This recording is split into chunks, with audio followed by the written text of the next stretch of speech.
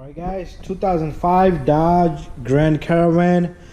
The AC does not work on this car, guys. I checked a few things and I discovered a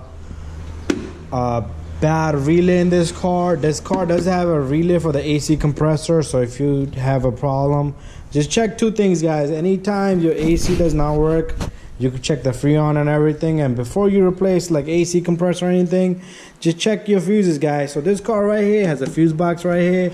It has a little body control module connected to it. So this fuse box, all you do is you push this in and push this tab in, and you should be able to get this cover to come out. Alright guys, it's gonna be so difficult, but once you get it off, just look at it, just flip it just like I did. Alright, inside this you're gonna find a relay, like AC fuse right there. Alright, the setting of this diagram is the same as this right here. So if you're looking at the AC fuse right there, guys, it's a 15 amp fuse. Right here, this little guy, the blue fuse right there, is the AC fuse right here. The one right next to this yellow one right here, right next to it. That's the AC fuse. And also we have a relay right next to it, a little bit over this way. It says AC clutch relay.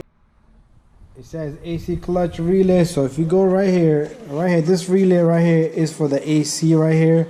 So if neither one of these two are working, your AC will not work, guys. All right, your compressor will not come on if neither one is working. If this fuse is blown or the relay, you can hear it click, guys. Don't pay attention to the click, because sometimes there's a carbon buildup on this. So all I did was I swapped this relay with this relay. They're the same relay, and my AC worked on this car. And now I'm gonna buy another relay, because I don't want to take the horn relay, because right next to it is a horn relay. All right, I'm sorry, not horn, but a fog light relay. If you look at it right here, it says a fog light. Just don't use this one right here. This is for the fuel pump. Don't even mess with it. All right guys, so that's it, guys. If your AC doesn't work, you know, just check those two things before you change the AC compressor. All right, or you could test light, probe it down there, all the way down on the AC compressor, see if there's a power there.